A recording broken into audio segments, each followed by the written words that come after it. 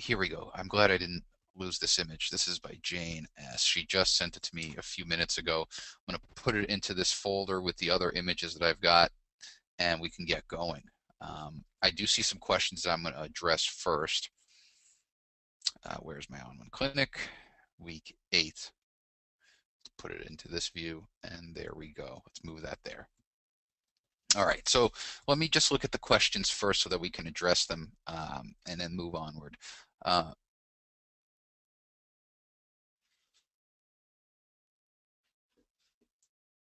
Oh, I see what. So Pat's asking about a webinar that was a while ago where there was some sort of he lit a light bulb and more importantly the beam of light that went out.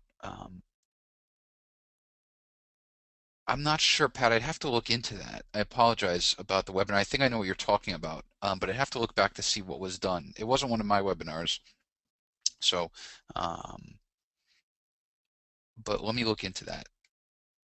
David asks a really interesting question. Definitely goes against the grain with our webinars. And David asks, do I ever not touch up a photo?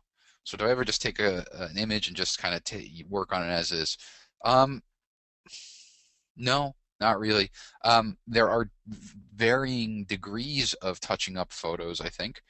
So there are the subject of the photo dictates what I do to it. So if it's well, for instance, before I was with onOne, when I was doing commercial photography, I would touch up very, very subtly, and because you typically have an art director. So if I was shooting for a hotel, like for the Intercontinental Boston, I would shoot their stuff and then send them proofs to the art director and to the marketing director, and they would give me feedback.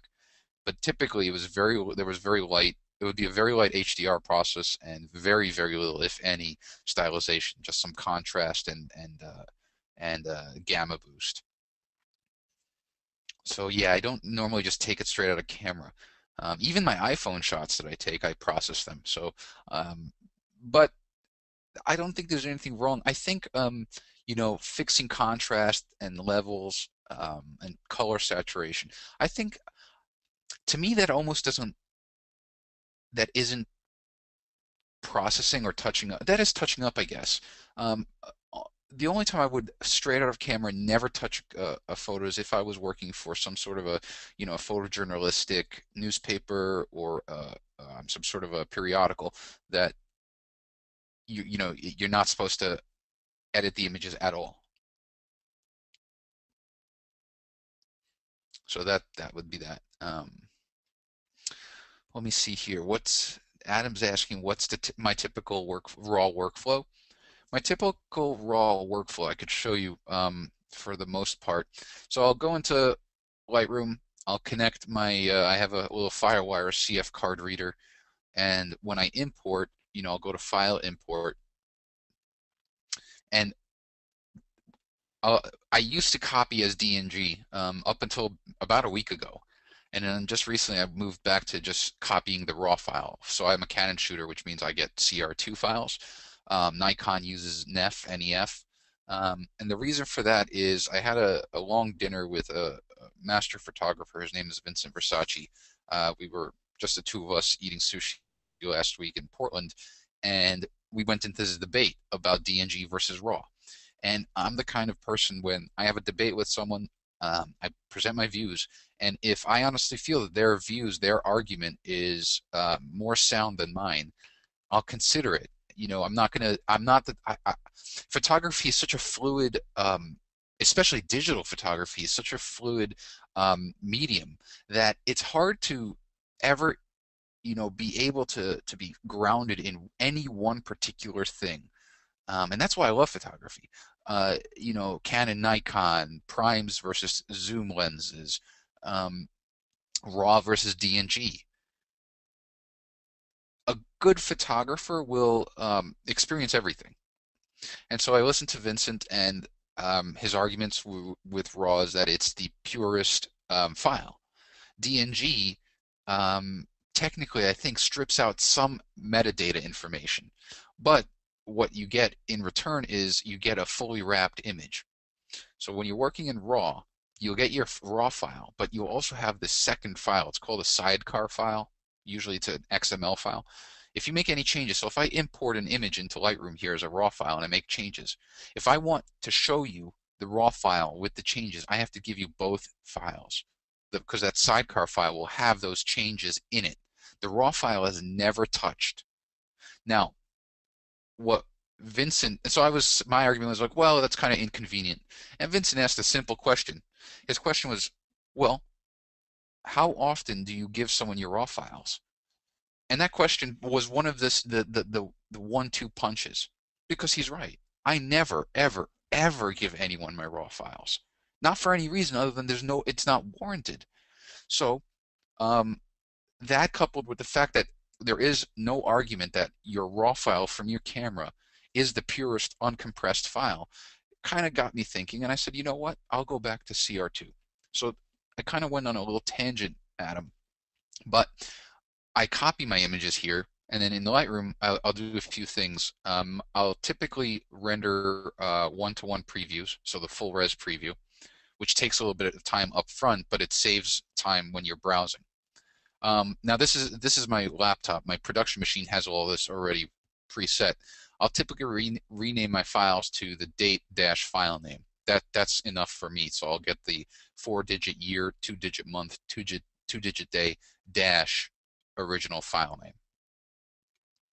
I don't really apply any presets. I will apply my metadata. So I've got my metadata here, and I change it every year. So if I go to the edit preset here, you'll see that, let me go to my metadata 2011. You know, it's got the year, what the status of the copyright is, what the usage terms are, who I am, and how to contact me. So I'll do that, and in 2012, I'll change it to 2012 and create a new preset. So that gets applied to every image. And then I just put it into my folders, and I have a unique, it's not even that unique, but a folder structure that breaks every shoot down into the year, then the month, and then the individual shoot. So it'll be a master folder of 2011. The month folder will be May, and then it'll be, let's say I do something today. It would be 0513 for May 13th dash nature shoot. And then from there, if it's an HDR image, Adam, I will send it to my tone mapping product and convert it to TIFF. TIFF is what I find to be one of the cleanest file formats as well. 16-bit uncompressed TIFF. And then that's basically what it lives as for the rest of the time until I export for the web. When I export for the web, I export as a JPEG. When I import, I always work in the ProPhoto RGB color space. So you can go into your preferences, and when you're working, you can choose which color space you work in. And then when I export out to the web, let's say I wanted to export this image out, I would go to my export dialog, and you can see I've got a ton of different export presets. Let's say I go to this one here. This is just going to export. My current blog supports 900 pixel images, so it resizes it to 900 pixels, but it converts from ProPhoto to sRGB, which is one of the more commonly used color spaces. That way, it is as closely representative to the displays of the people who are watching my website. So I hope that helps. Oh, you're most welcome, Adam. Yeah, it's hard. Adam's saying that he's had the same debate with CR2 and DNG, and I can't tell you one way is any better than the other. DNG is Adobe's. So the whole argument with DNG, and tell me, guys, chime in if I'm going on too much of a tangent, or if you don't want to hear this, but DNG stands for digital negative. That's Adobe's file format. And what happened was, a while back, I think with one of the earlier Canon 1D series, like the 1D Mark II maybe, Canon changed their RAW file, and all of a sudden, the RAW file that the camera was producing was not supported. You couldn't open it from the previous line of camera, and that was my understanding. So so all of a sudden now, Adobe comes out and says, well, okay, we're going to create a file format that we pledge we will never change and we will always support. We will call this DNG. It'll be an uncompressed RAW file, and we will wrap the raw file plus that sidecar file that I mentioned into one file. So whereas I said before, if I wanted to give you my raw file with any images, let's pretend this was a raw file. This right here, but obviously this is not a raw file. This is an edited HDR image. But let's pretend this is a raw file. And we go here and we go to the develop module. Let's boost the contrast. Let's add some blacks. Let's drop the brightness and add some fill light. Okay, so what Lightroom is doing, for those of you that may not know why Lightroom or what a non-destructive workflow is, Lightroom, that's what Lightroom touts itself as. It's a fully non-destructive file editor or image editor. What it's doing is it's taking that raw file and it's writing all these little changes here. Each one of these sliders correlates to a specific kind of an XML tag. And it's writing those changes to that XML file so that if I were to export this and I wanted you to see the fully uncompressed raw file with these changes, you would get that raw image plus the XML that has this information. So that when you import it into Lightroom, the raw file plus the XML, it would automatically have these changes there. Now, DNG says Adobe says with the DNG file format, we'll combine those two files. So if I wanted to give you a raw file with the edits, I can export this as a DNG file, and it will have the edits there. The reason why it's non-destructible is because Lightroom is not actually working on that CR2 file. It's working on the XML file. So you can always rest assured that it's never doing anything. The same thing goes for JPEGs. It's still writing to a file, and the key is, if you think about it, and this kind of took me when the first Lightroom beta came out, it took me a little bit to understand it. Notice how when you go to File, you're used to in Photoshop, say, or any product, going to File and then Save As, or Save.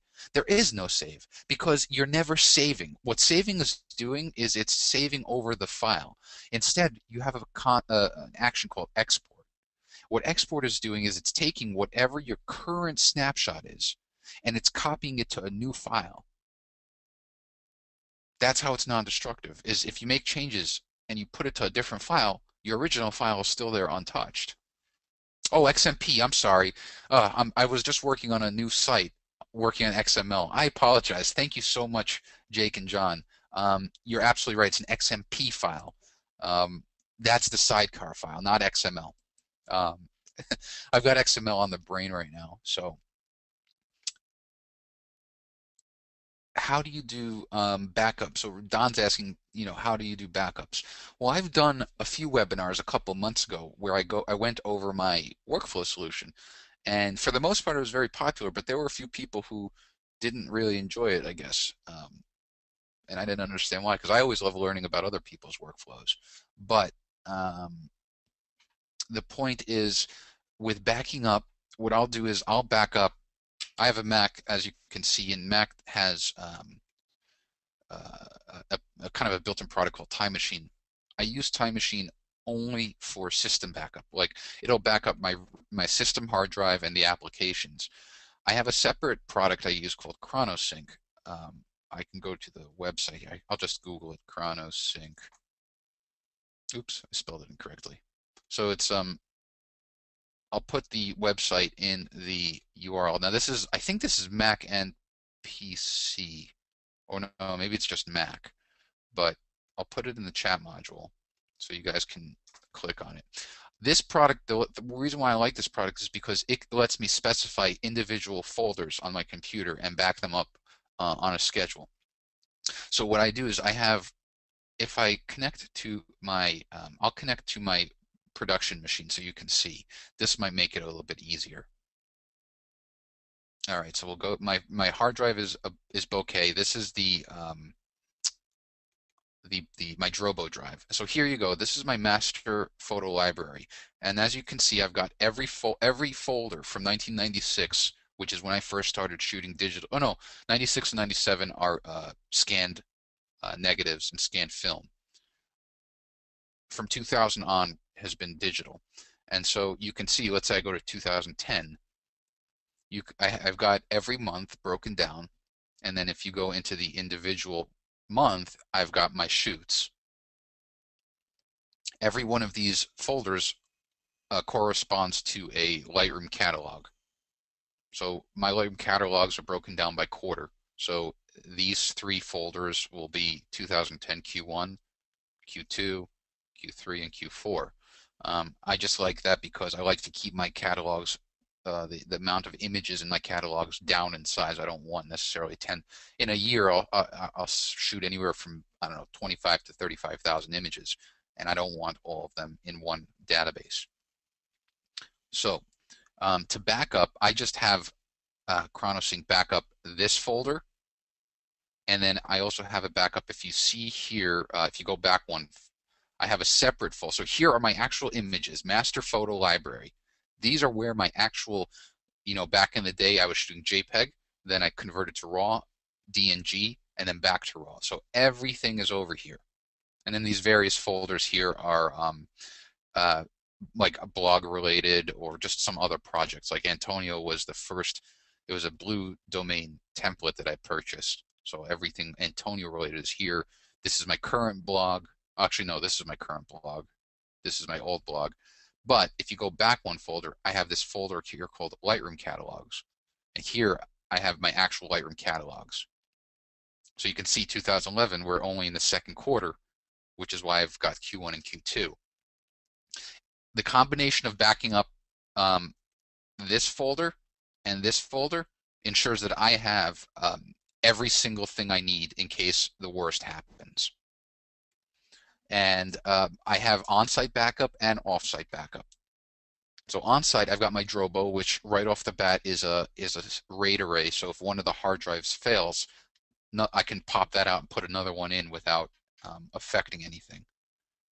Then I have every single night, ChronoSync backs up to 2 hard drives locally. There are 2 Western Digital hard drives. You can actually see them right here. They're called past and present. So there's past, there's present. Past has everything from 96 to 2009 or 2010, and present has everything of the current year. And 2010, 2011. So this happens every night. On top of that, I've got this guy called G-RAID right there. This is a 4 terabyte external hard drive by G-Tech that I back it up. So it's sitting here right now. My wife brought it home last night from her office because I work from home, and I need something. If I had an office, I would bring the hard drive to my office. But because my home is my office, every 2 weeks my wife brings back this G-RAID drive. I do a synchronized backup with ChronoSync. So it backs up everything. G-RAID, this has everything I've ever done. You can see it's the mirror backup. And then when it's done, she takes it to the office and it sits there for 2 weeks. So what that means is if my house blows up, God forbid, or if I have a massive electrical failure and it blows out everything, I at the worst have lost 2 weeks instead of about 14 years. So that is, that is my that is my entire workflow from importing all the way through backup. And it's a workflow I've been doing for years. It's a workflow that I welcome people to totally copy or bastardize, change it however you want. But you should have a workflow.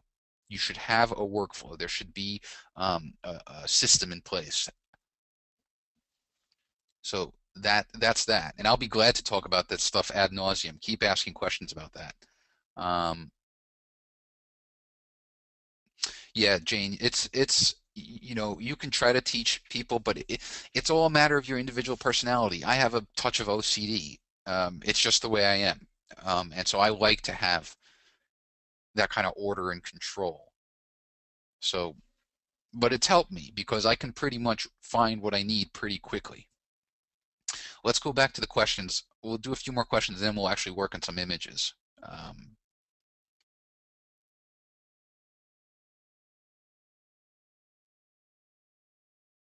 Can we make rays of light go up from a pretty sun setting? That's what Pat's asking. Well, you could. The easiest way to get rays of light from a sun in the camera is to drop your aperture. So for instance, if you go to my blog from yesterday, and the only reason why I'm doing it is because I know that I worked on this kind of an image yesterday. I took this shot in Seattle over the weekend, and the sun was coming down. This is at the Pike Place Market in Seattle, and it was midday, so the sun was really, really strong. And what I did was I just moved around with my feet until I saw the sun through the P. And this aperture was at f20, so it was 22 is the smallest aperture for this lens. The smaller your aperture, the more you'll get, and the more you'll get bursts if you shoot at direct light sources. So like street lamps, light bulbs, and the sun. Um, so that's a quick tip. And because you're shooting into such a bright object, you don't need that much, because even though you're dropping your aperture so small, you don't need that much of a shutter speed, because you're going to blow out most of or you're going to clip most of the shadows anyway. That's okay. I didn't mind that because it made a cool silhouette. Um, so that's one of the best ways. In terms of an effect, there are effects. Like in Photoshop, there's a starburst filter, I think, or a burst filter. It's okay. I use that with caution, just because sometimes it could scream, kind of fake.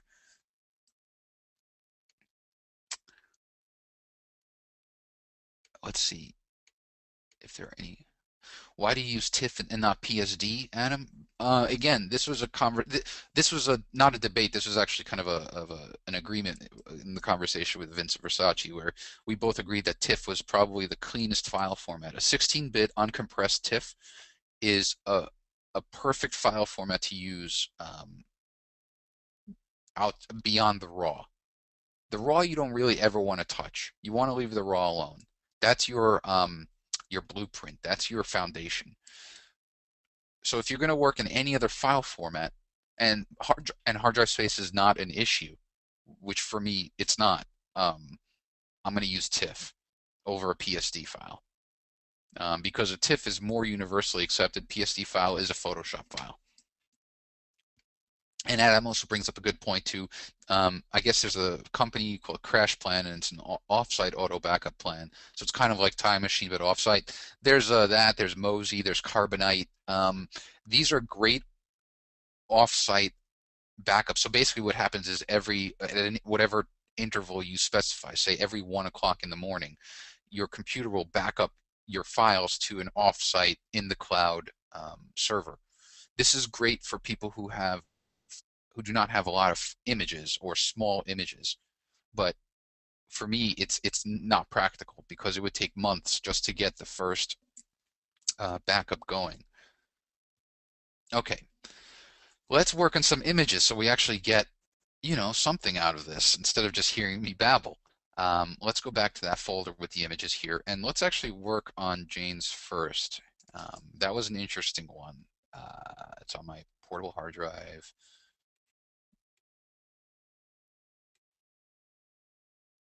Okay, here we go. Here's Jane's image. We'll bring it into Photoshop because it was a Mask Pro question. And Jane, if I remember correctly, I think you were trying to get the background out using Mask Pro. So let's first create a duplicate of this layer, just so that we're working on a layer. We could work on the background, but just habit of me duplicating the layer. And then I'm going to create a new layer by going to Layer, New Layer, and we're going to fill it with white. So here's our layer. If we go to Edit and then Fill, and then we'll select white, we'll have a white background. So now let's put that white background under the image, and let's split the image with the layer mask so that we can reveal that white background.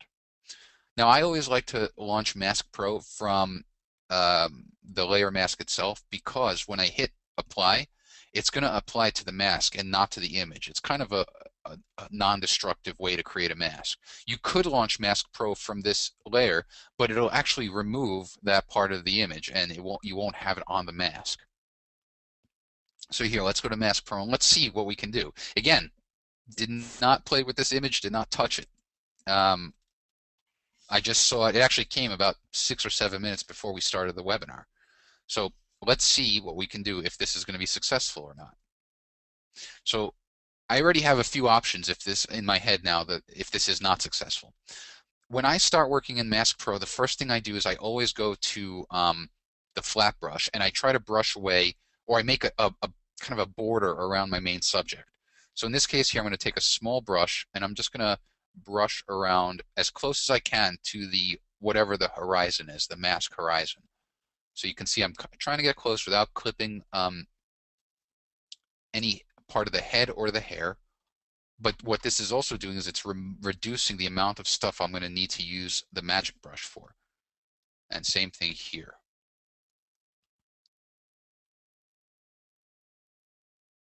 Okay, with that border done, I can use a paint bucket and fill that stuff in. So we've got that. So instantly you can see we're pretty good. Let's start with this inner part here. For this part, I might use the pen tool. And so the pen tool, I'm just going to kind of draw along the inside here. And I'm going to make it so that I complete this circle. And you can see a little circle up here. Now I'm going to mask that out, so that's out. And we can use a chisel tool. So the chisel tool is right above the magic pen tool. And we're just going to kind of smooth out this area here. And what the chisel tool does is it removes one pixel at a time. And that kind of helps to create a sort of kind of like a smoother transition. Now we could start working on the rest of this image.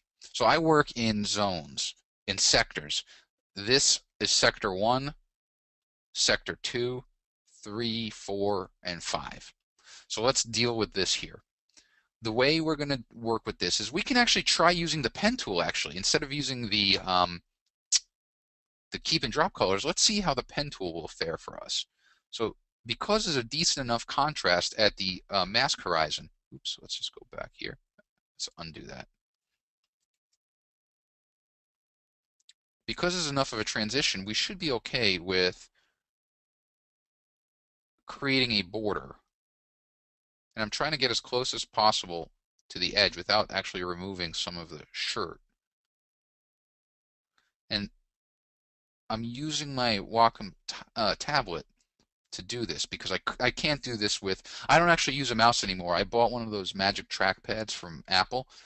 I cannot say enough about it. I love it. I actually bought two of them, one for my workstation and one for my laptop, just because I like that over a mouse. But I don't have the precision as much as I do with a tablet. Now, one thing to know, so you see how I made my selection? I closed it up.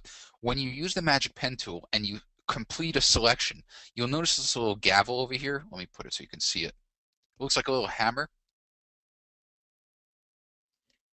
What you want to do is you want to click inside there and it'll remove that section. So we're doing a pretty good job now. I think you'll agree, Jane, that we're getting some good results so far. But now, just to be fair, let's also use the keep and drop colors in this section. So the keep colors are represented, you select them with this left dropper, and the drop colors are the right dropper. Keep colors are the colors you want to protect. So we're going to protect the various colors of the skin and the shirt. And let's zoom in so we get the lighter part of that shirt. Okay. The colors we want to remove are these the backdrop sheet, various colors there, and I can see that they're slightly similar to the light color of the shirt. So let's see if we remove that. Now we're going to use our magic brush and we're going to kind of start masking that out. And it's doing an okay job actually. Let's refine our drop colors to include this darker gray. Okay, see how it's removing some of that shirt? Let's undo that stroke. And let's use the pen tool. Let's see if we can kind of get a good enough chop off of the shirt. And it's doing a pretty good job.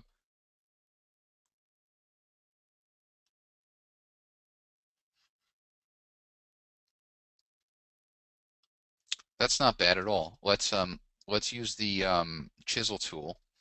Just kind of shave off some of that.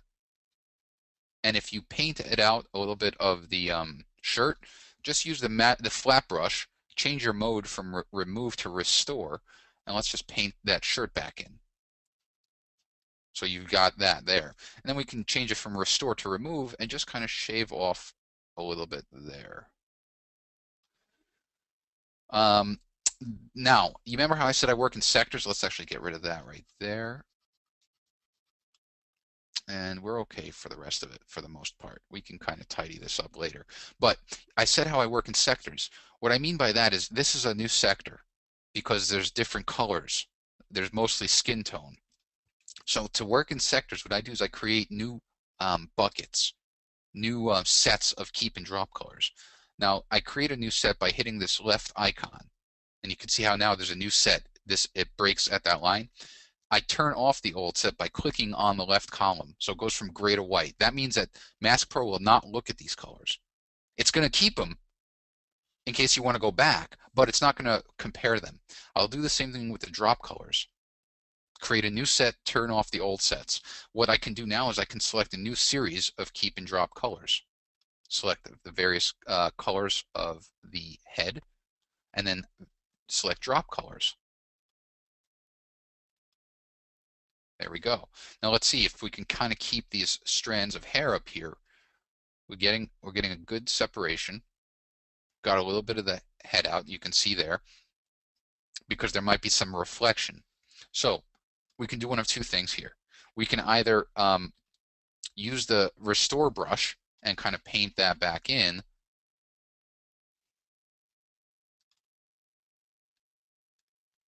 and then let's use the pen tool. But the pen tool might be tricky because you've got these little strands. If you're okay with chopping them off, then let's just kind of paint along the top of the head. Back up here, and let's go kind of around the hair. And then all the way around.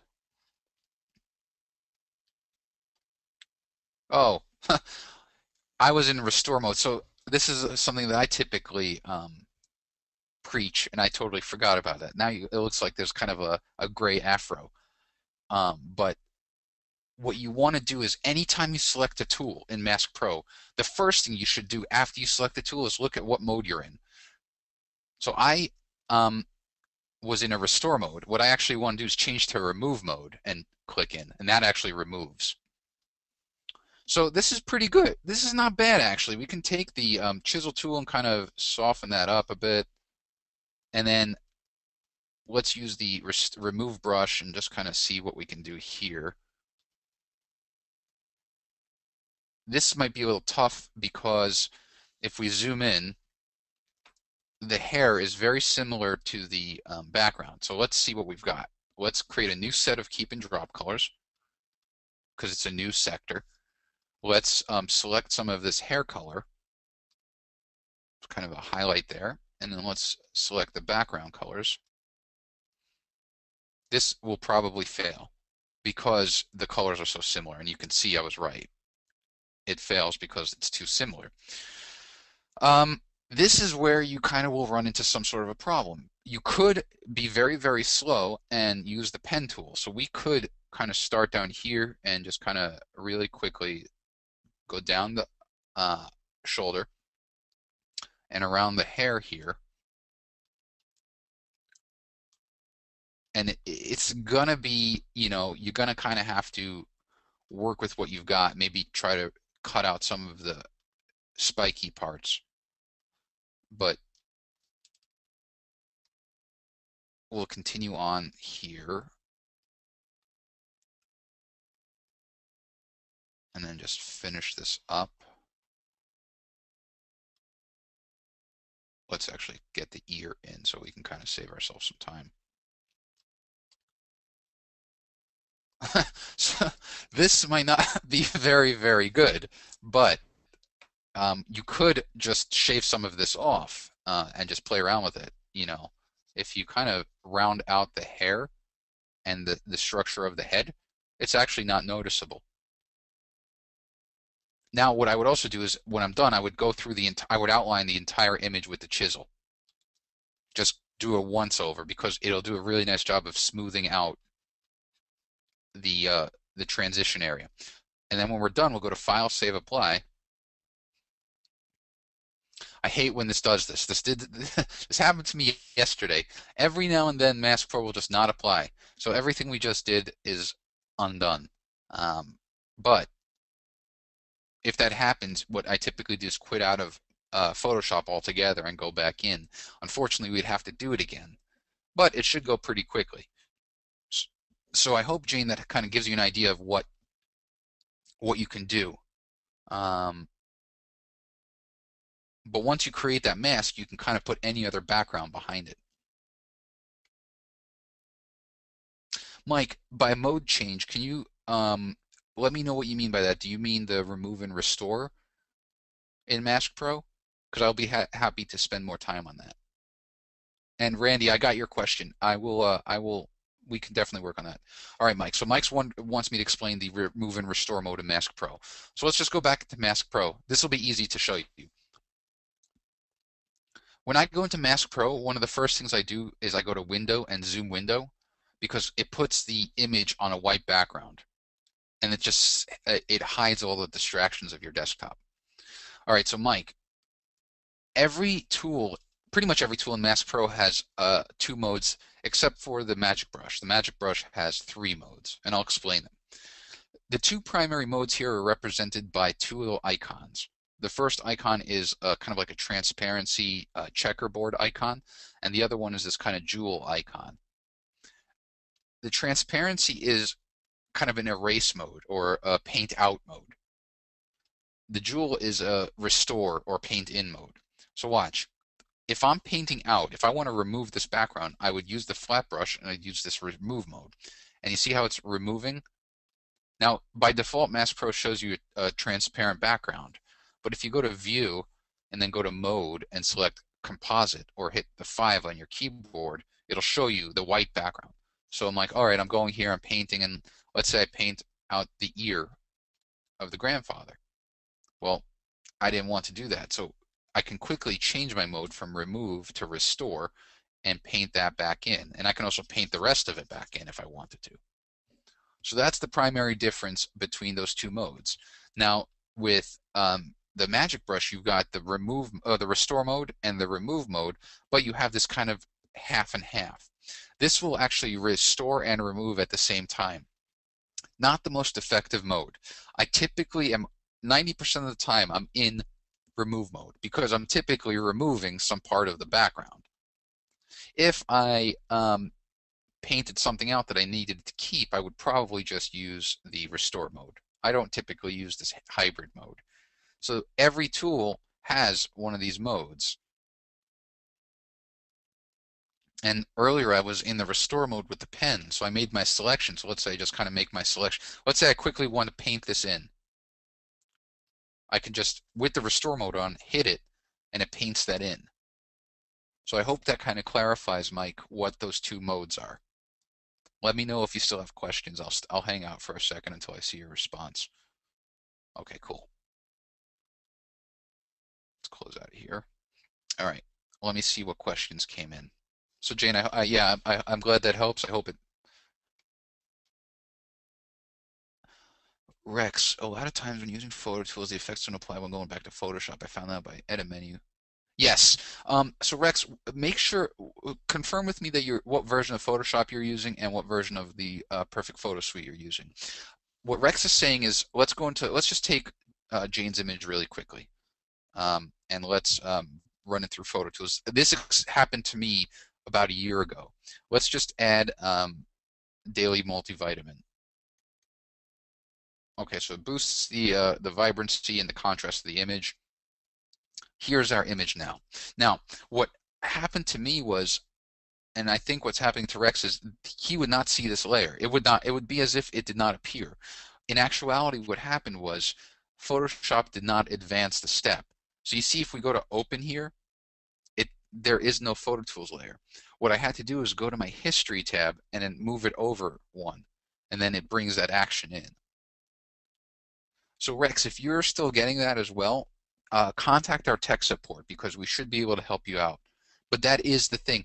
I was freaking out because I would do, say, 5 or 6 different effects and spend time masking them, and I'd hit apply and nothing would happen. And in actual, I thought nothing happened, but in actuality, it just never moved forward one step. So contact our support team, and we should be able to help you with that. But that is the basic clinical solution: is step it over, go to your history, make sure that it's there, and highlight it. How did I get the white background in Mask Pro? Emilio, what I did was I took the original layer that Jaden sent and I duplicated it. And you can duplicate it. You can either go to Layer and Duplicate Layer and hit OK, or you can just hit Command J on a Mac or Control J on a PC, and that'll copy the layer. Then I created a brand new layer, New Layer. I hit OK, and then I went to Edit and I filled it with white. Now, the reason why you saw white was because the underlying layer was white. I could have gone and filled it with 50% gray, put the layer under that background layer, and then I created a mask by hitting this little icon here. Oops, I didn't want it on that layer, actually. I wanted it on the foreground layer. Now watch, if I go into Mask Pro, instead of white being under the layer, let's just kind of zoom here, if it'll actually be that 50% gray. Oops, again, I have to change my mode. So there's that 50% gray layer. So whatever's underneath is what will appear. And so you can say, well, let's see if it works this time. And it does. So it created that mask. My point is, I can go to this layer now, because all the layer mask is doing is revealing what's right under the layer. So I can go here and I can kind of make it darker. I can change the levels and make it darker. It doesn't matter what you do to that layer. It's just going to display, and I can hide it to show the transparency, or I can put anything over there. So that's what Mask Pro is doing, is it's just creating a mask for you. Okay. So Randy emailed me yesterday, I think, and I'm just reading it again. Please demo how to use the Jack Davis borders and photo frame, skinny edges that block out the rest of the photo. I messed with these, but I don't think. All right, let's try. So the Jack Davis photos, images. Let's just go. I don't want to. I want to work on David's and Perla's images on their own. So let's just continue using Jane's for now. We'll go here. We'll go into photo frame, and let's see what Randy's talking about. Under the gurus, there are Jack Davis frames, and so the ones that Randy is wondering about are 3B and 3I. So 3B is over here. Let's add the frame. So I assume this is what you're talking about, Randy. This is one of the frames. Yes, okay. So how would I use it? You want me to know how I would use this? This is what I would do. First thing I would do is I would stretch out the frame because I don't like having this much black space. And I can do that by I can either drag it out or I can uniformly increase or decrease the size by using on the background palette, going to the size drop down and then bringing it upward. And then I can kind of move it around if I wanted to. Let's say I want to bring this up, and then let's zoom out a bit so we get the handlebar, and then I'll drag this one down. I'll do the same thing for the left, for the right. And then if you really want to see some of the image behind it, you can drop the opacity. So you can see a little bit of the grandfather's elbow if you want. I personally don't want that. I like it to be a solid color. And then you can use this this dropper. Let's say you want to sample the dark part of the grandfather's shirt. Let's just zoom in to make sure that we get the dropper on it. Click, and it'll actually sample that color. Now, hey Candice, good to see you. You can also do kind of a glow.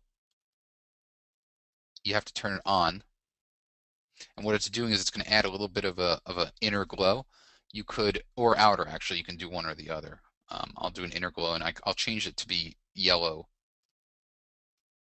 just so you can see it. Actually, you can see it right now. So there it is. And this is yellow. You can use yellow. You can sample, say, the color of the baby's hat or skin tone, and then you can also increase the radiance, just how much of that glow there is. Don't go too far, guys, because it looks tacky. I personally don't use a glow. I'm just showing it to you so you can see it. But it adds dimension. Or you can do a shadow. You can see there's kind of like a little drop shadow there. You can do the various offsets, or you can change the colors. I kind of like the shadow. It adds a little bit of a kind of like a bevel. So that's how I would use this, that particular frame. Oh, Mike, I love you too. My good buddy Mike from Arizona is on. All right, so that was 3B, right? That was 3B. No, wait, which one was this? Was it 3B? Let me open the library. Yeah, it was. Okay. So does that help Randy and Candace? Like, does that give you a good idea of how to use that frame? We'll go to the other frame too, which was Randy wants to know about 3I.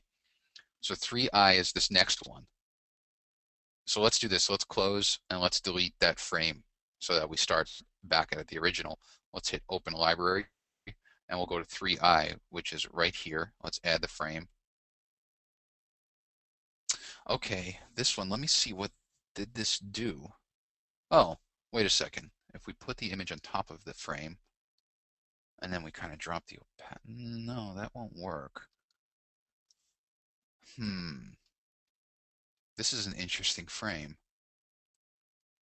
The only thing I can, no, that really doesn't work. You can drop the opacity. I don't really like this frame. It's a clipping, yeah, it is a clipping, man. You could clip to it. Um, so what we could do is apply it as a clipping mask, bring the opacity back up, we'll hit apply.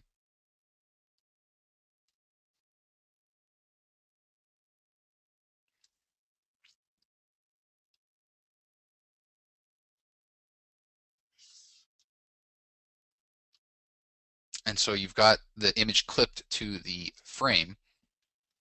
And I'll show, I went quickly because I wanted to see what it was doing. You can kind of adjust the frame itself. Let's what do I want to do? I want to increase the canvas size so we see the background. There we go. Kind of bring it to the edge a little bit. Yeah, so this is a clipping mask. That's why you might not have known. And let me just see who gave me that idea. That was John. Way to go, John. Totally right. Um, so what happens is, so wait, Randy, do you get that? That it's a clipping mask? And John totally called it out. Um, so what we're going to do is this. See, the Q&A sessions are interactive. I like that. I like that. Um, let's delete that layer again, and we'll start over really quickly. Oh, I have to commit my transform. All right. If we go into photo frame and we go back to that guru subfolder to Jack Davis, we'll have to go, let's apply where was it? 3I. Okay. Now, the reason why you see it differently is important. I'll hit add frames so I can show you. This options palette, you may not have it. It might actually be part of your frame stack. Or if it's hidden, just go to Window and go to Show Options. This is a very important palette. Next to the actual background palette, which I usually like to take onto its own, and close these because I don't really use them. Next to that background palette, this is an extremely important palette, and the reason for that is it dictates how PhotoFrame will interact with Photoshop. 99% of the time I use this second button. It says apply each frame to a new layer. And what it's doing is just applying the frame flatly. But if you apply it as a clipping mask, you actually see the frame interact as a mask to the image. So the image itself will not bleed over the frame. That's what a clipping mask does. It kind of confines the image to the shape of the frame. I actually, if you go to the onOne software website and then go to the photo frame tutorials page, I recorded a video that shows you how you can create your own custom clipping mask for photo frame. So the key here is this. This options palette is sticky, which means that if you hit apply and you come back into photo frame a week later, when you go into the library, you might be freaking out like, why are my images looking like this? The reason for that is you have to close out of the library and go back to this options palette and select apply each frame to a new layer. When you do that, you'll see the frames look normal, like you actually have visible frames. So just remember that. But a frame like this one by Jack Davis is actually a clipping mask. Like, which one was it? 3i? Right there. When we add the frame, well, let's delete. Oh, I did it twice. Let's remove one of them. Okay. What you want to make sure of is that it's a clipping mask so you can see how it's actually showing the pattern of that frame. So I hope that helps.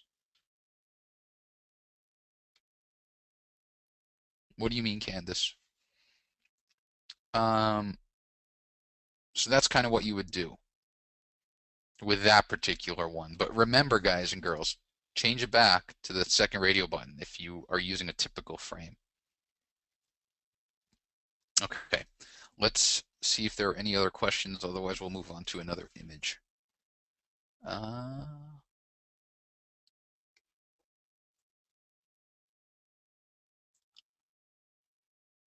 I think we're good with the questions for now. So let's go on to the next image.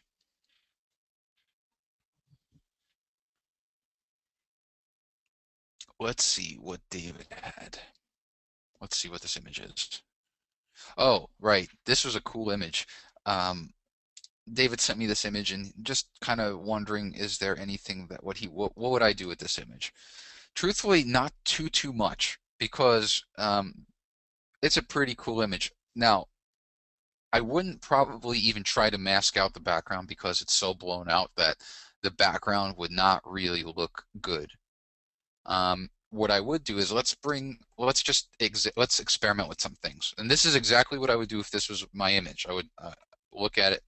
First thing I would do is I would grab a lasso tool in Photoshop and let's just draw around this branch.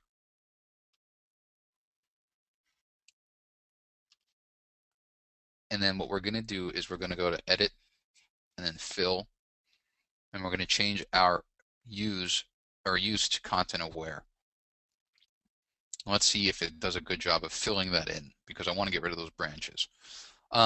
Now, if you were to take your eye away from the image and then look back, you probably would never even notice that that branch was there. This does look, going from back to forth, like undo, or let's go to our history, from here to here, when you're looking at it, it's like, oh, but one of the things I recommend you guys do is when you're working with content aware or you're working with blending, do the action, look away for a second or two, and then look back, and just see if it screams out. Because something like this, perfectly acceptable in my opinion. These branches are irritating to me. They're breaking the overall flow of the image. So that's what I would first work on getting rid of these. I'll do the same thing here, kind of, and I do it kind of branch by branch. I don't want to do too much at once. Again, Edit, Fill. This is a CS5 feature. If you have CS4, I don't think Content Aware was there. Fill it in, deselect, looks fine to me.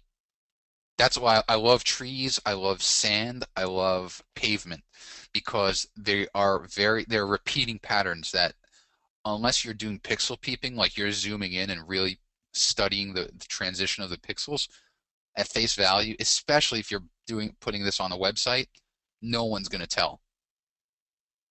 So here, now we're getting into some other complex areas. I might just go to I'll try the spot healing brush and just kind of paint in there, see what it does. It's okay. Continue on here. I might not like, that's not bad. Here, let's see. I might actually just use a clone stamp, and let's start our sample somewhere down here so that we get kind of a parallel. with the sky. That didn't work. Okay, so now here's how I'll do it. I'll try getting rid of this branch first, that little branch there, and I'll get rid of this. I'll dissect that, and that gives me the opportunity to take my lasso tool, make a selection around this, through that, close it up, Shift Delete. Shift Delete is a shortcut to go to fill. Deselect, that's perfectly fine for me. We're on a roll with content aware, so let's just do this whole thing. Shift Delete, content aware. I'm fine with that. I would probably play around with this edge over here, but I don't mind the trees being like that.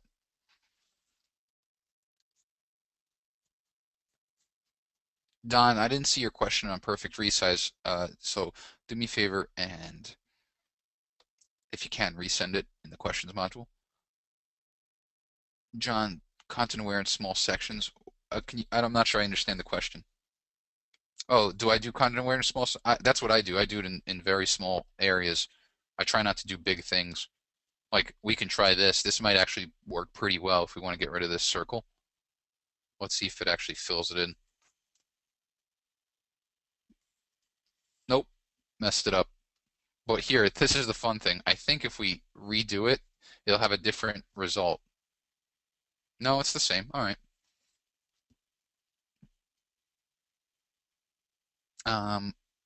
Okay, so we've gotten rid of that corner. It's almost to the point where you don't even remember that there were branches there. I would also probably crop this down a little bit so that the top of the frame goes below these branches.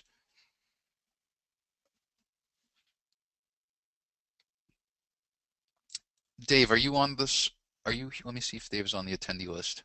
Yeah, he is. Dave, Mike was asking what is this image of? So can you tell me where this is?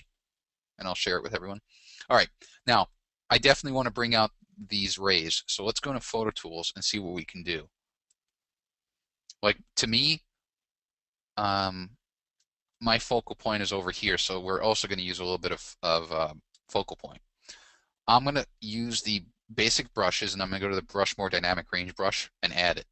Now, the brush means you have to brush things in. Now, the purposes of the brush, I'm going to bring up the strength way high, just so I can see where it's affecting.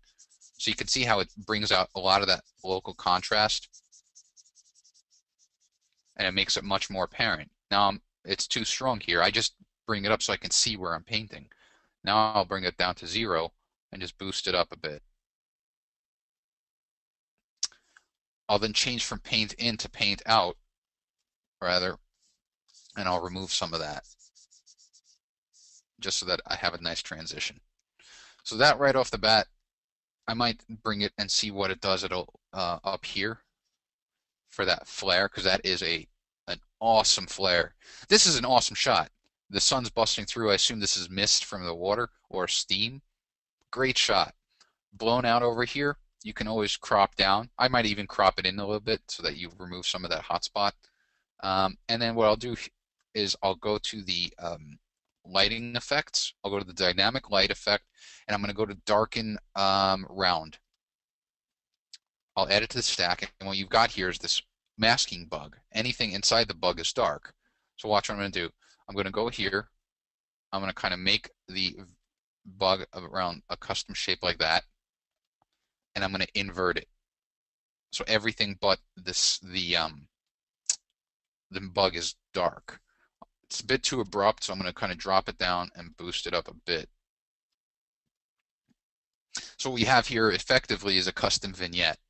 It's a vignette that takes the shape of the bug. The key is to invert it.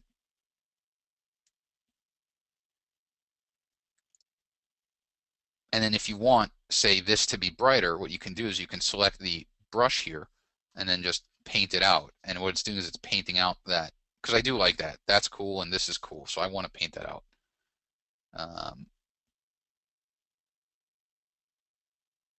So here's our original. And that's what we've done with Photo Tools. So really the focal point's here. So let's hit apply, And let's go into focal point. It's a private garden in Chapel Hill, North Carolina. Cool. I like it.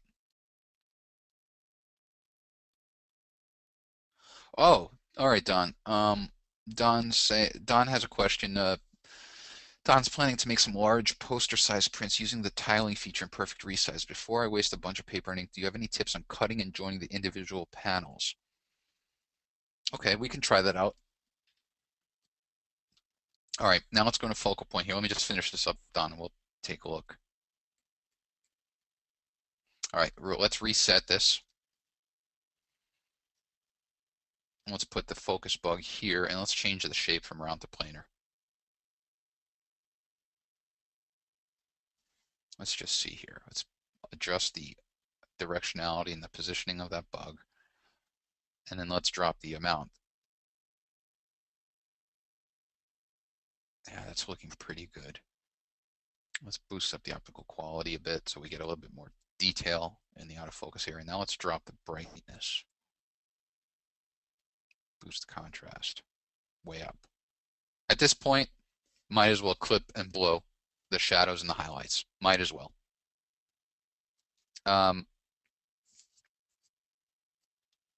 This is looking pretty good. I'm actually digging this a little bit. I might actually blur it a little bit more. Let me look at my mask here. All right, so now let's take the focus brush. Let's paint focus at about 40%. Kind of get up here just a little bit. Drop the brush size and drop the brush opacity, and let's paint a little focus on this flare because that is a cool flare. I want that to be more defined. And then let's add a vignette to darken the edges. Let's burn the edges even more.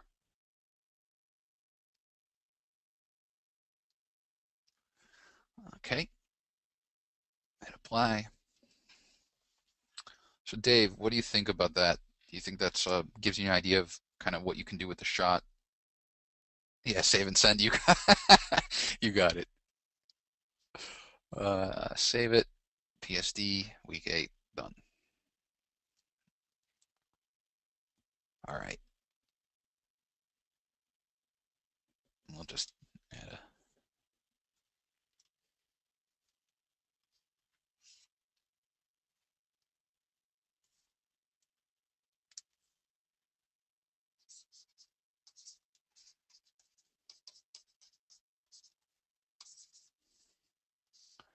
Feel free to delete that layer.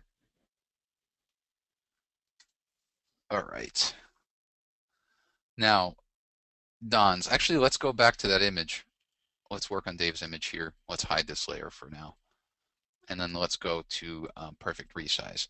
So what Don wants to do is create a mosaic, meaning take an image that that will kind of be printed at a size that is beyond the maximum size of his printer.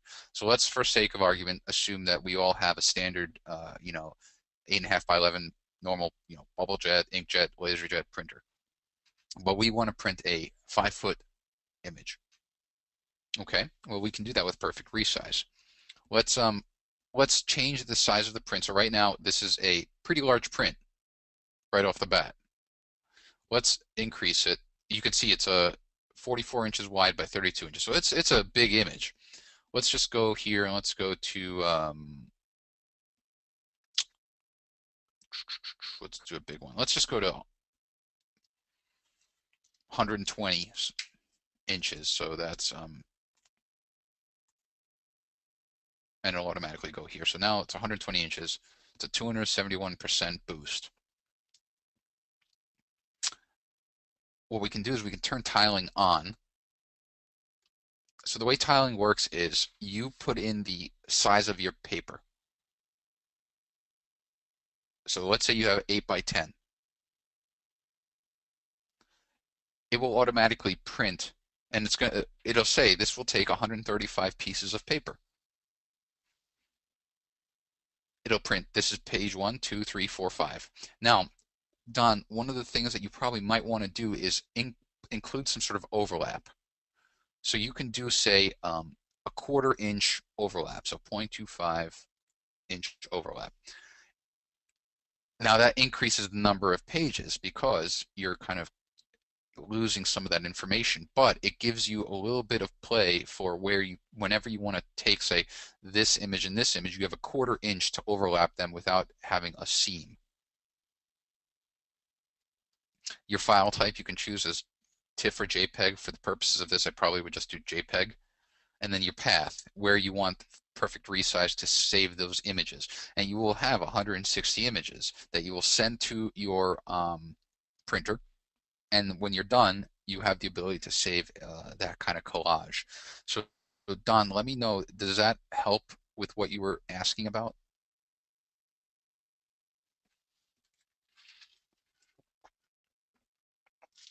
As I take a sip of my iced coffee.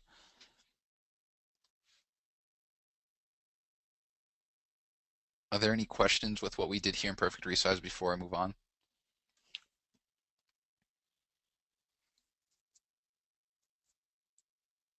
I don't think so. All right, let's move on then. All right, stuff came in. Do you scotch tape or glue them? I would probably use a stick glue from the back with the overlap. So I would try to create 1/4 inch seams or whatever you're comfortable with of stick glue and press them together so that with tape, unless you um, pull out a 10-inch strip of tape and then an 8-inch for the horizontal, the tape might give you little flaps, like a little warping. So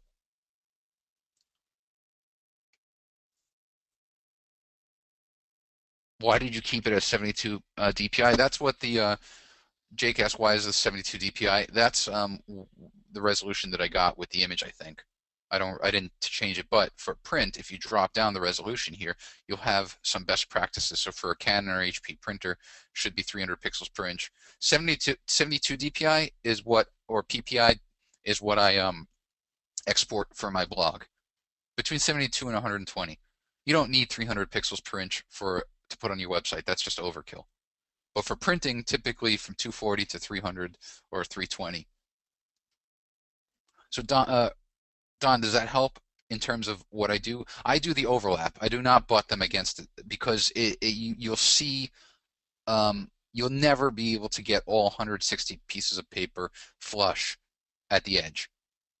So by putting an overlap that you feel comfortable with, you're getting, especially with this kind of an image, there's a lot of uniform color, so you might not even see the seams.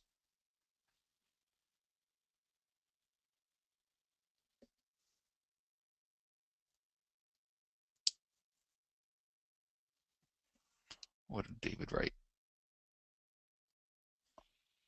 Oh, that's cool. What David's saying, I appreciate as a New Yorker um, who was there, not a few blocks away. David's saying that these two vertical stones, this one in the background, this one, these are tributes to the World Trade Center in New York City. Um, so that's very cool. I dig that a lot. It's so funny. It's so funny. This is just a side question or side comment, but I was born and raised in Brooklyn all my life, and from my porch, I could see the Twin Towers all my life. These two huge buildings, they were that big. They were like off in the distance. You could see them every day. And I go into Manhattan all the time, walk through them. I thought these are the two ugliest buildings I've ever seen in my life. They're pretty ugly. Um, but it's funny how much you miss that stuff when they're blown up. So that is cool. I always appreciate. I didn't even realize that, but that's a beautiful, beautiful tribute. I can't wait for the new tribute area, the memorial fountain. It looks. I don't know if you guys have seen pictures of. I think the mock-up. It's going to be pretty cool. The Freedom Tower. So let's. Oh, thanks, Candace. Yeah, Candace is saying just as cool the things that we get to do on these sessions. the Q&A session. And that's because perfect resize. I was just talking about this with Stacy Pearsall. She's an amazing photographer. She'll be actually doing webinars with us. She's she was a photographer for the armed forces. She's a veteran, and we were talking yesterday. I was doing one-on-one training with her, and perfect resize. We went to that, and I said, perfect resize, it doesn't do too much compared to the other products, but what it does extremely well, better than anything else. So to do a webinar on perfect resize, it wouldn't be we wouldn't have more than 15, 20 minutes worth of stuff to talk about. But Don asks this question. We get to kind of work it in with an existing workflow that we're doing with David's image, and now you know about tiling. It's a feature that I think gets overlooked, but it could be very, very cool if you get really nice prints. And to what Don and I were just talking about with putting an overlap and getting a good adhesive going, you can get a really cool mural. No question about it. All right, let's work on this last image here. This was Perla's image. Let's see what this is. Okay, I remember this one. Perla sent 4, but this is the one I wanted to work on. There's not too much I would do to this image. What I might do is I might just do an on-the-fly crop, like, because you don't need all of the space up here, at least not in my opinion. So I'm looking at the lines that are created. I might go like this, keep some of those branches. Oops. Go to image crop. So this is looking a little bit better, in my opinion. Let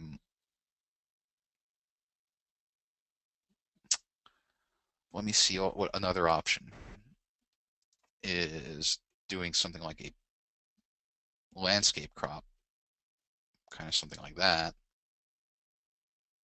Make sure that I'm a huge fan of terminating lines into corners of frames. So I'm trying to terminate the bottom part of this little wall there.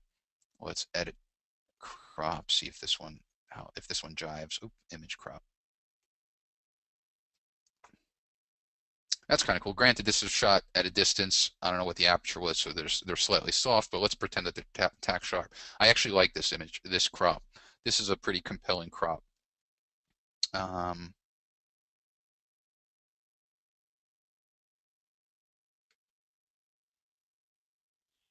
see some Jane and Don. I'll get to your stuff in a second.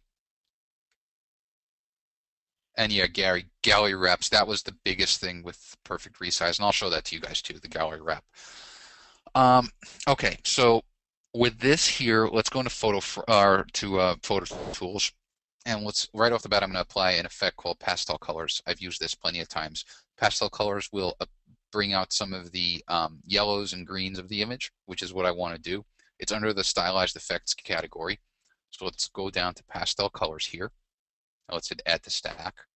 So you can see how it kind of makes it a little brighter. Let's drop it down to 0 and just start. We only need to hear about 40% is good. What else would I do here? I might add sun glow just to give it a little bit, or let's try or and here's a who.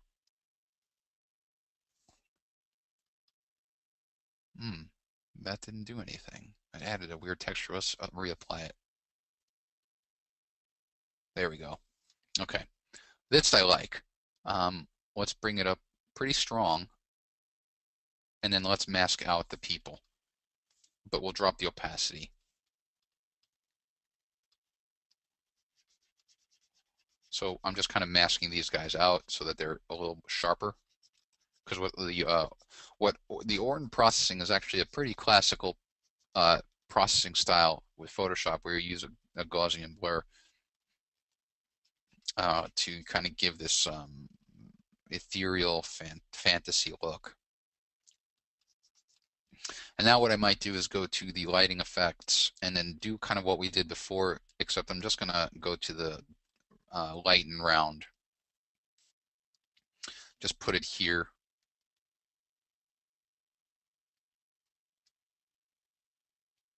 And then drop the brightness just to pop them a bit.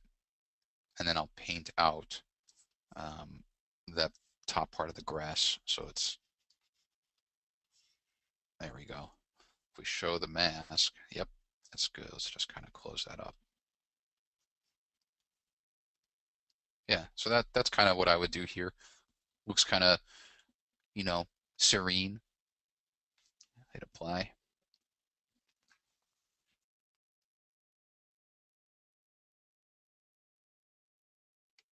Whoa, why is there a funky selection made? That was crazy. Um, Don wants to know how about doing a video of pasting a bunch together. We can try that. I can certainly see if I can get that going. That's not a bad idea. So, what about Jane says, what about doing larger tiles and actually hanging each individual image? Um, so yeah, you can do that. So I think what Jane's talking about is this. Let's go into perfect resize. And then let's go to the tiling. And what we can do is this. Instead of having our units as inches and I'm sorry, instead of having the units as inches, let's change it to columns and rows. So what we want is we want one row, because that'll be your one piece of paper. And then you'll want your width to be, say, 3. So now you're going to have 3 pieces of paper. What you kind of want to do first is you want to go to your presets, go to photographic, and go to 8 by 10.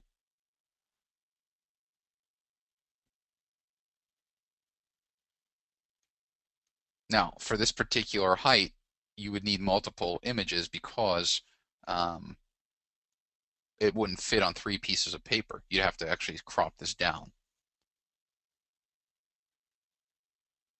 But you could do that very easily. And then just print them, and you'll have kind of this almost like a triptych. Um, Adam's saying that a lot of stock agencies want images that are 300 DPI, 8 by 12. Is it acceptable to use? Yeah, absolutely. So Adam's saying, can you use perfect resize for that? Absolutely. So let's turn the tiling off. So oh, I don't want film grain rather. I want to turn tiling off. All right. So now what we're trying, we have to do is we set 8 by 10. We can position it because the perspective is often, to me, the right part of this image can be, we can lose it. What we'll do here is we'll change this to 300. And what it does is it's a 218% boost. Now it actually zoomed in, so we'll just hit Command or Control 0. This is our 300 DPI 10 by 8. So if we hit apply, it'll actually save it as an image 8 by 10, 300 DPI out to your computer.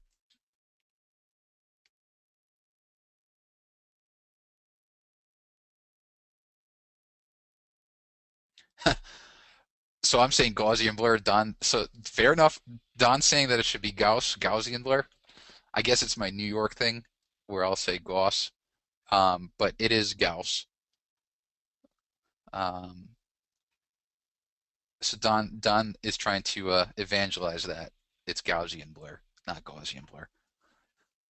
Very very good point. I'm all for it. One thing I will never do is argue if I'm wrong.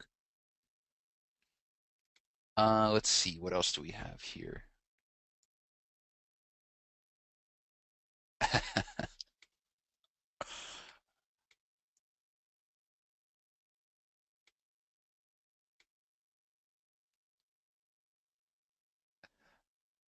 So I wonder, yeah, Mike. Mike's asking Don, your mother's sister, assuming that your mother has a sister, what would she be called? How would you pronounce it?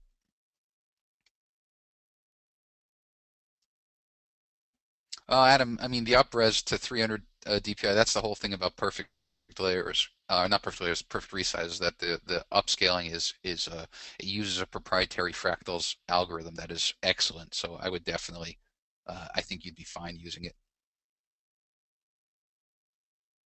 Let's see here. I don't know if there are any other questions.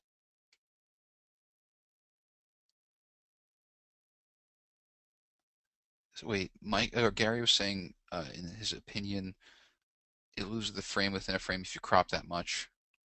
Yeah, it makes more of a snapshot. Yeah, I mean, I find. Let me hit it. Actually, I'll just hit cancel. So this was the. We'd have to go back to the history, or let's go save a snapshot. Um, oops. Let me zoom out. So there's the original, and it is kind of a frame within a frame, at least with the trees framing the image. But I don't know. I just found the I don't know why that selected. That was weird. I just find this to be more of a. It has somewhat of a neighborhood or collegiate feel to it. Like this almost would reminds me of something that should be on like a college brochure. Yeah, more drama, I think. I think it gets somewhat gets lost in this whole crop, you know. In that sense, like the for me, the primary elements are the people, the water, and the skyline. These trees, for me, don't do much. It it could be a totally different story if we do something like this. So that's a totally different story for me. Um, like that is more of a scenic shot, I think. But yeah, and that's why I love photography, Gary. Um, is that it's so subjective.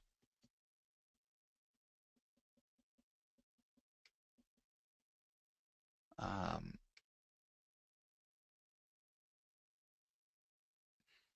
you're welcome, Jane. Yeah, this Q&A is being recorded. It'll be made available online.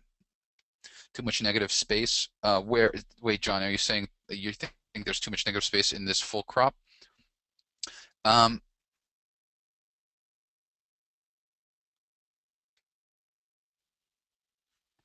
I don't know. I don't think it's negative space. Kind of. I mean, in the fact, what I think would cause some disconcern for people is the horizon is almost in the middle. So, the precious rule of thirds is being broken. Now, I have no problem with putting the horizon or your primary subject in the center of the frame, but as long as it's compelling. Um, it's a lot better with these trees. I think it would be far worse of an image. I shouldn't say worse, but a degraded image if there were no trees to occupy the sky and the frame, the top of these buildings were where they are now, because it would just be the top of the frame then blue. So yeah, the uh, my personal opinion, the trees up here definitely add to it. However, I'm more of a fan of um, having it down here, and it's what you see, exactly what you see.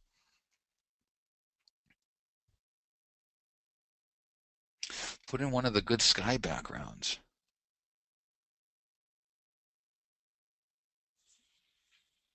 Wait a second. Mark's saying that our iTunes feed has been down for a week. It has? Wait a second. Let me go to iTunes. If you go to the iTunes store and search for onOne, let's see. Here's the podcast.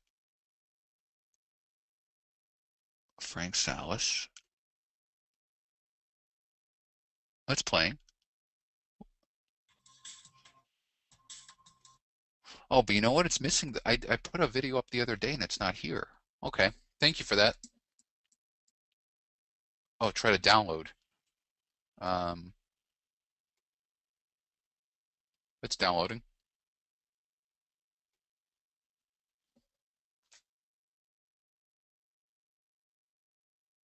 My podcast on iTunes says the link is invalid.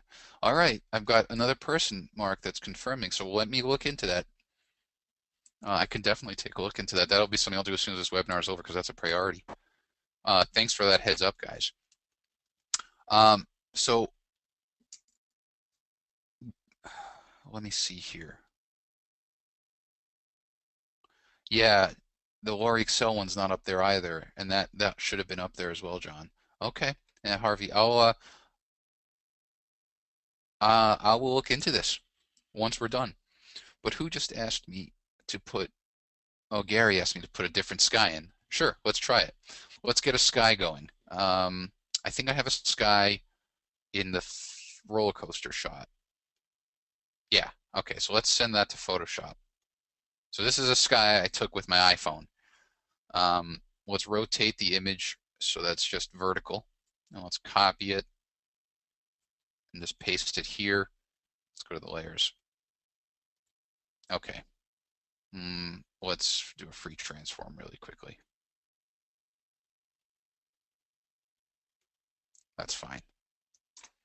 Actually, let's stretch it to the, let's zoom out a bit, zoom out more, so I can stretch it to the bottom.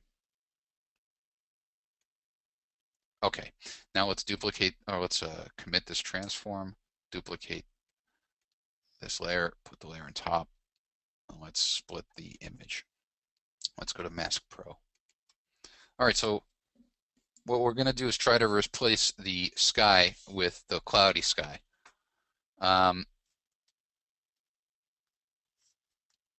Okay, let's do that. Let's go here, select some of these, and then keep. This might not be too bad actually because there's a significant cast. All right, magic brush.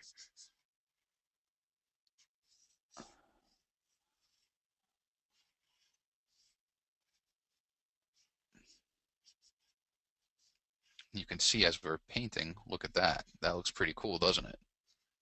Looks like veins or like some sort of vegetable that you just pulled out of the ground. Okay, let's just finish this up. Knowing our luck, we'll hit File, Save, Apply, and it won't actually apply.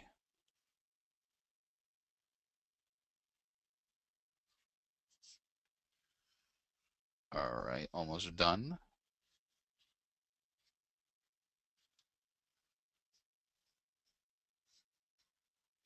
All right. Why? Let me see here what happened here. Looks like I didn't get a good sample. So let's do this. No, I don't want that color. Let's zoom in even more. Let's see. Let's get that color. No, that's not the color I want. Unless that's the actual color. All right. And here's where I would use the remove and restore at the same time. Yeah, it's not really doing anything.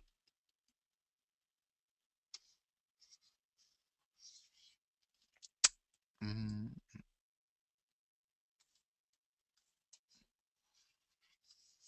no, that's not good either. What's happening is there must be some sort of reflection off of the sky that's removing. So it's not looking very good, which is a bummer. Let's go back to the original. Yeah, it's just too close. I wonder if it was a higher resolution or if it was sharper where I can get a good enough color sample. Yeah, I think you're right, Gary. It's the soft focus on the branches. I think I'm not trying to make an excuse. It's just hard to get a sample color because of how soft it is. I think it's actually grabbing color from because you can see. Let's try getting like something thicker like this. Let's try doing the remove restore. Well, the problem's not actually there. It's up here. Yeah, it's not changing it at all. So I can't get it a good enough sample.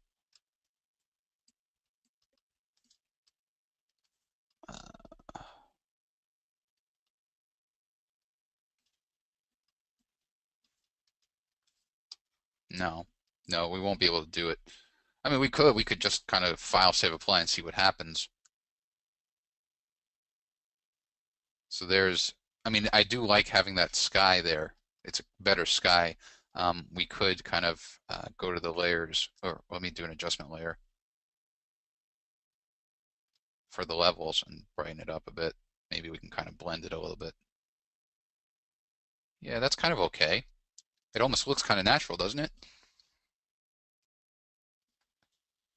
There's not as much contrast, and then we can try to maybe bring down the blacks a little bit. Yeah, that kind of could work. You kind of pass it along. You can make it even brighter.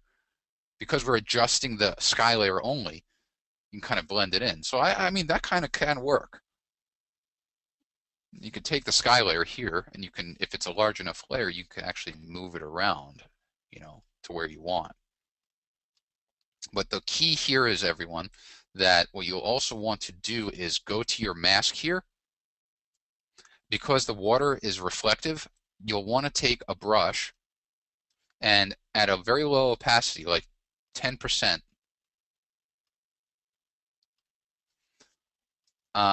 brush in the water. Oops, I did a poor job brushing. Because you'll want to get some of that, am I not brushing? Or am I not on the layer? Oh, that's why I'm not on the layer.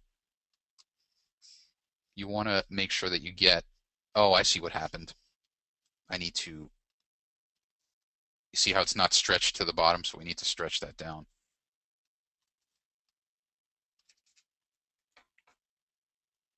Let's stretch it so that goes, I thought I stretched it to the bottom of the frame, but I clearly didn't. All right, now we can go here and just use a brush, oops, on here. So, oh, did it crash? What happened? No? Oh, I thought it crashed. So what we'll need to do here is fix this up. We can kind of change the color from black to white, and let's bring this to 100% and just kind of paint that back in. But you would want to do a cleaner job than I did. But what that's doing is it's bringing a little bit of that reflective color.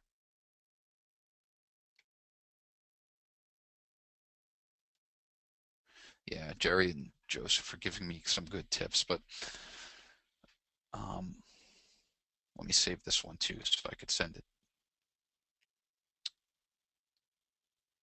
as a PSD. Oh, let me save it as a PSD file.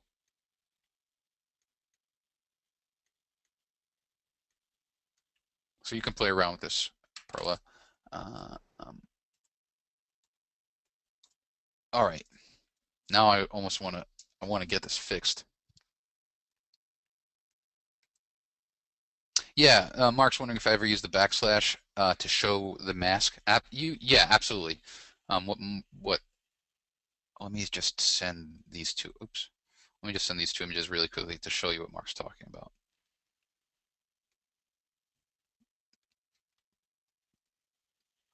So here, let's send that over here. So what Mark is saying is let's duplicate. Oops. Duplicate this layer and create the mask. If you are masking, so let's say we're masking over here and we're removing the background or the foreground layer to reveal the background. If you hit the backslash key, which is typically above your return key, it actually gives you kind of an overlay of what you're masking. So it shows you where your mask is. And then you could hit it again to hide it. So that's a quick tip. And there was a question earlier about a keyboard shortcut that I didn't get to. I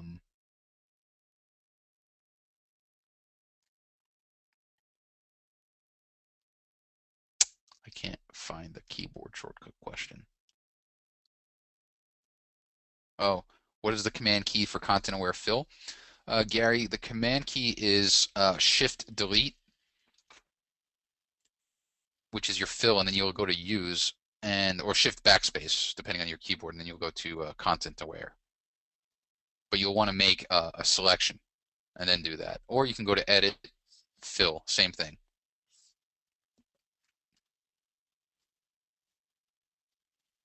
Okay. The claw. That's your stamp visible. The claw is stamp visible. That's a that'll give you carpal tunnel syndrome just trying to do it with your hand. That's a Command Option Shift E or Control Alt Shift E on the PC. All right, let's put this baby to bed.